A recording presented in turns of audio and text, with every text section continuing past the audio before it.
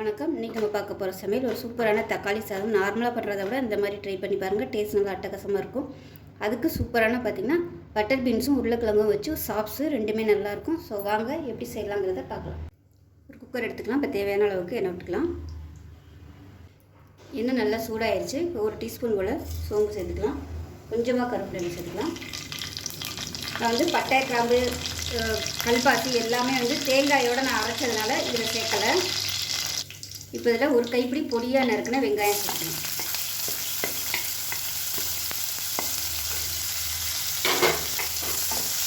இப்போ வெங்காயம் லேசாக ப்ரௌன் ஆக ஆரம்பிச்சிருச்சு. இப்போ ஒரு டீஸ்பூன் போல் இஞ்சி பூண்டு பேஸ்ட்டு சேர்த்துக்கலாம்.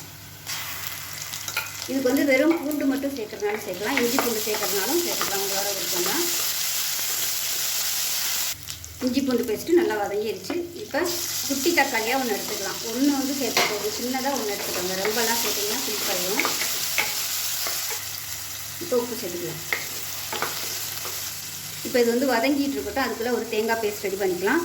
ஒரு 5 டேபிள் ஸ்பூன் துருவன தேங்காய், ஒரு டீஸ்பூன் சோம்பு, கல்பாசி பார்த்திங்கன்னா கொஞ்சமாக எடுத்துருக்கேன். எந்த அளவுக்கு சேர்த்திங்கன்னா போதும். ஏன்னா நம்ம அரைக்கிறதுனால கசப்பு நிறைய போட்டிங்கன்னா கசப்பு வந்து அதிகமாகிடும். ஒரு டீஸ்பூன் கசகசா. இதில் பார்த்திங்கன்னா ஒரு 5 சின்ன வெங்காயம் எடுத்திருக்கேன். 2 முந்திரி பருப்பு, 3 கிராம்பு, ஒரு சின்ன துண்டு பட்டை கிராம்பு வந்து நான் அரைச்சதுனால தாளிக்கையில் போடல. ஏன்னா பசங்க இருந்தாங்கன்னா எடுத்து சாப்பிடையில இதெல்லாம் குச்சி மாதிரி இருந்துச்சுன்னா தொண்டையில் வந்து குத்தும். அதுக்காக வந்து அரைச்சிட்டிங்கன்னா நல்லது. பசங்க இருக்க வீடாக இருந்துச்சுன்னா அரைச்சி போட்டிங்கன்னா நல்லாயிருக்கும். இல்லைன்னா இதுக்கு பதிலாக கரம் மசாலா சேர்த்துக்கோங்க. இப்போ இதை வந்து நல்லா அரைச்சிட்டு பார்க்கலாம். இப்போ இதில் ஒரு பிரியாணியில் சேர்த்துக்கலாம். முதலே சேர்க்க மறந்துட்டேன், அதனால் இப்போ சேர்த்துக்கலாம்.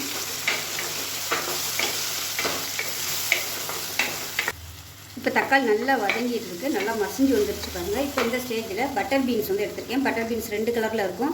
ஒன்று வந்து சிவப்பு கலரில் இருக்கும், இது வந்து வெள்ளை கலரில். இப்போ இதை சேர்த்துக்கலாம். இது வந்து அளவு அதிகமான ப்ரோட்டீன் வந்து இதில் இருக்குது. அதனால் கிடச்சா வாரத்தில் ஒரு 2 நாளாவது சேர்த்துக்கோங்க. ஆனால் இது வந்து ரேட்டு கூட தான். இருந்தால் சேர்த்திங்கன்னா சின்ன பிள்ளைகளுக்குலாம் அது கொடுத்திங்கன்னா நல்ல ப்ரோட்டீன் சத்து கிடைக்கும்.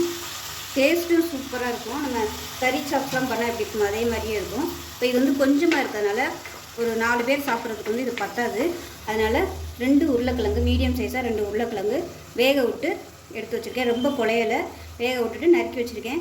இது வந்து வேக வைக்காமல் அப்படியே சேர்த்திங்கன்னா இந்தளவுக்கு குழஞ்சி வராது. இது வந்து லைட்டாக அந்த மசிகிற ஸ்டேஜில் இருந்தால் தான் இந்த இதுக்கு வந்து நல்லாயிருக்கும். எடுத்து சாப்பிடையில கல் மாதிரி இருந்துச்சுன்னா நல்லா இருக்காது. அதனால் நான் முன்னாடியே வந்து வேக விட்டு எடுத்து வச்சுருக்கேன். அடுத்து வந்து நான் தக்காளி சாதம் பண்ண போகிறேன். அதனால் 4 தக்காளி வேக விட்டு எடுக்கையில் குக்கர்லேயே வந்து அந்த உருளைக்கிழங்கையும் போட்டு வேக விட்டு எடுத்து வச்சுட்டேன். இப்போ வந்து நல்லா வதக்கி விட்டுக்கலாம். இப்போ இதில் இந்த சாப்ஸுக்கு தேவையான மிளகாத்தூளும் தனியாத்தூளும் சேர்த்துக்கலாம். 1 டீஸ்பூன் தனியாத்தூள் சேர்த்துக்கலாம். 1 டேபிள் ஸ்பூன் மிளகாத்தூள் சேர்த்துக்கலாம். நான் வந்து காரம் கம்மியாக தான் சேர்த்துருக்கேன். ஏன்னா பசங்க காரமாக இருக்குன்னு சாப்பிட மாட்டேங்கிறாங்க 2-3 நாளாக. அதனால் காரம் வந்து நான் கம்மியாக தான் சேர்த்துருக்கேன். நீங்கள் விருப்பம் இருந்தால் காரம் நிறையா சேர்த்துக்கோங்க. இதில் மஞ்சத்தூள் சேர்த்துக்கலாம் கொஞ்சமாக. அந்த பொடியோட பச்சை வாசனை போகிற அளவுக்கு ஒரு 2 நிமிஷம் நல்லா அப்படியே வதக்கி விட்டுக்கலாம் மீடியமான ஃப்ளேமில். இப்போ பாருங்கள் மசாலா வந்து நல்லா வதங்கி அப்படியே எண்ணெய் கசிய ஆரம்பிக்குது பாருங்கள். இந்த ஸ்டேஜ் வரைக்கும் நல்லா வதக்கி விட்டுக்கோங்க. இப்போ நம்ம அரைச்சி வச்சுருக்க அந்த தேங்காய் பேஸ்ட்டை சேர்த்துக்கலாம். இதுக்கு வந்து தேங்காய்லாம் ரொம்ப அதிகம் ஊற்றணும்னு அவசியம் இல்லை, கொஞ்சமாக ஊற்றுனீங்கன்னா போதும். நம்ம அரைச்சி வச்சதை சேர்த்துக்கலாம். இதே மெத்தடில் நீங்கள் மட்டன் போடலாம். மட்டன் உருளைக்கிழங்கு போட்டு பண்ணிங்கன்னா அதுவும் சூப்பராக இருக்கும். இப்போ தேங்காய் பேஸ்ட்டை சேர்த்து வதக்கி விட்டுக்கலாம். ஒரு 2 நிமிஷம் வதக்கி விட்டுக்கோங்க. உப்பு முதலே நான் வந்து சேர்த்துட்டேன். இப்போ கொஞ்சமாக சேர்த்துக்கலாம். கம்மியாக இருக்குது, அதனால் சேர்த்துக்கலாம். ஏன்னா வேக கொஞ்சம் தண்ணி ஊற்றி வைக்கல, அது உப்பு சாரணும். அதனால் கொஞ்சம் உப்பு வந்து போட்டிருக்கேன். நல்லா வதக்கியாச்சு. இப்போ மிக்ஸியை அலசிட்டு தண்ணியை சேர்த்துக்கலாம். இதில் இன்னும் கொஞ்சம் தண்ணி சேர்த்துக்கலாம். தண்ணி வந்து ரொம்ப சேர்க்க வேண்டாம், வெந்து வர அளவுக்கு விட்டால் போதும். நல்லா கலந்து விட்டுட்டு பொடியாக நறுக்குனா கொத்தமல்லி இலை மேலே சேர்த்து விட்டுக்கலாம். இதை க்ளோஸ் பண்ணிடலாம். ஒரு 4 விசில் விட்டுட்டு ஸ்டீம் பண்ணதுக்கப்புறம் பார்க்கலாம். இப்போ நம்ம தக்காளி சாதம் பண்ணுறதுக்கு பார்த்திங்கன்னா நல்லா கொஞ்சம் பெரிய தக்காளியாக 4 தக்காளி எடுத்து வேக விட்டு எடுத்து வச்சுருக்கேன். இப்போ இந்த தோலெல்லாம் எடுத்துகிட்டு மிக்சியில் போட்டு அரைச்சிக்கலாம். இப்போ தக்காளி வந்து நல்லா அரைச்சாச்சு. இதை வந்து நம்ம வடிகட்டி எடுத்துக்கலாம்.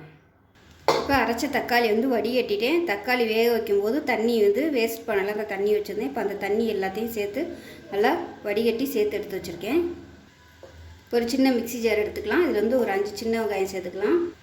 ஒரு 4 துண்டு இஞ்சி சேர்த்துக்கலாம். ஒரு 10 பல் பூண்டு சேர்த்துக்கலாம். சின்ன பூண்டாக தான் எடுத்துருக்கேன். இப்போ இது எல்லாத்தையுமே நல்லா நைஸாக அரைச்சிக்கலாம். இப்போ ஒரு குக்கர் எடுத்துக்கலாம். அது தேவையான அளவுக்கு எண்ணெய் விட்டுக்கலாம். இப்போ வாசனைக்காக கொஞ்சமாக நெய் சேர்த்துக்கலாம். எண்ணெய் நல்லா சூடாகிடுச்சு. சோம்பு சேர்த்துக்கலாம். கல்பாசி கொஞ்சமாக சேர்த்துக்கலாம். ஒரு ஏலக்காய், பட்டை 2 சேர்த்துக்கலாம். ஒரு 4 கிராம்பு சேர்த்துக்கலாம். பிரியாணியில் 2 சேர்த்துக்கலாம். இப்போ இதில் நீளமாக நறுக்குன பெரிய வெங்காயம் வந்து சேர்த்துக்கலாம்.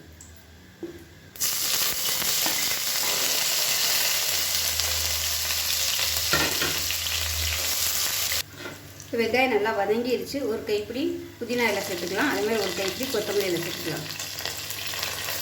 வச்சு இது வந்து எண்ணெயில் நல்லா வதங்கட்டும். இப்போ இது நல்லா எண்ணெயில் வதங்கட்டும்.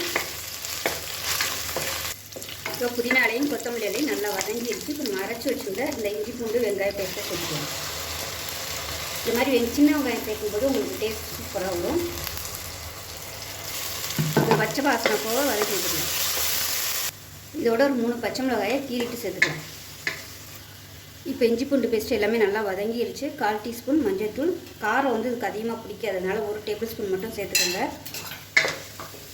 ஏன்னா எப்போயுமே தக்காளி சாதத்துக்கு வந்து காரம் வந்து அதிகமாக இருக்காது. நார்மலாக நம்ம யூஸ் பண்ணுறத விட கம்மியாகவே யூஸ் பண்ணலாம். நல்லா வதக்கியாச்சு. 1/4 டீஸ்பூன் கரம் மசாலா சேர்த்துக்கலாம். நல்லா சேர்த்து ஒரு 2 நிமிஷம் வதக்கி விட்டுக்கலாம். ஏன்னா நம்ம தக்காளி வந்து வேக விட்டு தான் வச்சுருக்கோம். அதனால் திருப்பி வந்து இதை குக் பண்ணணும்னு அவசியம் இல்லை. இப்போ நான் வந்து 2 டம்ளருக்கு சீரக சம்பா அரிசி எடுத்திருக்கேன். இந்த டம்ளரில் 2 டம்ளர் எடுத்திருக்கேன். நான் வந்து ஊற வைக்கல அரிசி, உடனே அப்படியே களைஞ்சி தான் வச்சுருக்கேன். அதனால் 2 டம்ளர் தண்ணி வைக்கணும். 1 டம்ளருக்கு 2 டம்ளர் தண்ணி. 2 டம்ளர் எடுத்ததுனால 4 டம்ளர் தண்ணி சேர்த்துக்கலாம். இப்போ நம்ம தக்காளி வடித்தது எல்லாமே இருக்குது. இப்போ எவ்வளோ இருக்குன்னு பார்த்துக்கிட்டு எக்ஸ்ட்ரா தண்ணி ஊற்றிக்கலாம். 2, இன்னும் கொஞ்சம் எக்ஸ்ட்ரா தண்ணி சேர்த்துக்கலாம். 3, 4 டம்ளர் தண்ணி வச்சுருக்கேன். இது வந்து கொதிக்க ஆரம்பிக்கட்டும்.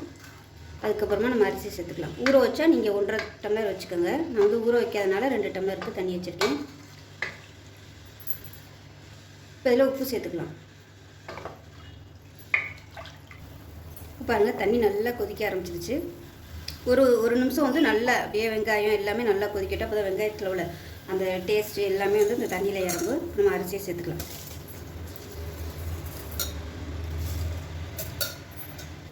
இப்போ நல்லா கலந்து விட்டுடலாம். கலந்து விட்டுட்டு உப்பு டேஸ்ட் பண்ணி பார்த்துக்கோங்க. இதோட வந்து எலுமிச்சம்பழம் இருந்தால் நீங்கள் சேர்த்துக்கோங்க. டேஸ்ட் இன்னும் சூப்பராக இருக்கும். என்கிட்ட இப்போ இல்லைன்னா சேர்த்துக்க ஒரு 1/2 மூடி மட்டும் சேர்த்துக்கோங்க. தக்காளி சாதத்துக்கு வந்து அந்த புளிப்பு டேஸ்ட் வந்து கரெக்டாக பேலன்ஸ் பண்ணும். ஒரு வேளை கம்மியாக இருந்துச்சுனாலும் அந்த புளிப்பு டேஸ்ட் வந்து பேலன்ஸ் பண்ணிடுவோம். நல்லா கலந்து விட்டுருவோம். உப்பு டேஸ்ட் பண்ணி பார்த்துக்கலாம். கொஞ்சமாக உப்பு சேர்த்துக்கலாம். இப்போ மறுபடியும் ஒரு தடவை மிக்ஸ் பண்ணி விட்டுட்டு இப்போ வந்து நெய் வந்து கொஞ்சோண்டு மிச்சம் இருக்குது, அதனால் நான் சேர்த்துக்கிறேன். இது வந்து ஆப்ஷனல் தான். சேர்த்துட்டு குக்கரை மூடி வச்சுட்டு எப்பயும் போல் 2 விசில் விட்டிங்கன்னா போதும். 2 விசில் விட்டுட்டு ஸ்டீம் போனதுக்கப்புறம் பார்க்கலாம். இப்போ பாருங்கள், சாதம் வந்து நல்லா ஸ்டீம்லாம் எடுத்து விட்டுட்டேன். சூப்பராக வந்துருச்சு பாருங்கள். சூடாக இருக்கையில் இந்த மாதிரி தான் இருக்கும். ஆறுச்சுன்னா சரியாயிடும். ஸோ அருமையாக வந்துருக்கு. இதே இது வந்து நீங்கள் பிரியாணி அரிசியில் கூட பண்ணலாம். டேஸ்ட் நல்லா அட்டகாசமாக இருக்கும். பிரியாணி டேஸ்ட்லேயே தான் இருக்கும் இந்த தக்காளி சாதம். ஒரு தடவை இது மாதிரி செஞ்சு பாருங்கள். நல்லா ப்ளைனாகவும் இருக்கும். பசங்களுக்குலாம் ரொம்ப பிடிக்கும். அது அடுத்து நம்ம அடுத்து பட்டர் பீன்ஸ் வந்து எப்படி இருக்குன்னு பார்க்கலாம்.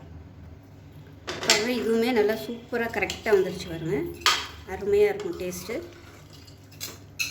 உங்களுக்கு இன்னும் ட்ரையாக வேணும்னா கொஞ்சம் நேரம் கேஸ் ஆன் பண்ணிவிட்டு நல்லா சிம்லேயே வச்சு சுருள கூட நீங்கள் கிளறி விட்டுக்கலாம். நல்லாயிருக்கும். அவ்வளோதான். இப்போ அருமையான தக்காளி சாதமும் பட்டர் பீன்ஸ் மசாலாவும் ரெடி ஆகிடுச்சு. வேணும்னா நீங்கள் வெங்காய பச்சடி வச்சு சாப்பிட்டுக்கலாம். நல்லாயிருக்கும். ஸோ இந்த வீடியோ பிடிச்சிச்சுன்னா லைக் பண்ணுங்கள், கமெண்ட் பண்ணுங்கள், சேனலை சப்ஸ்கிரைப் பண்ணுங்கள், பக்கத்தில் உள்ள பெல் பட்டனையும் ப்ரெஸ் பண்ணுங்கள். நன்றி.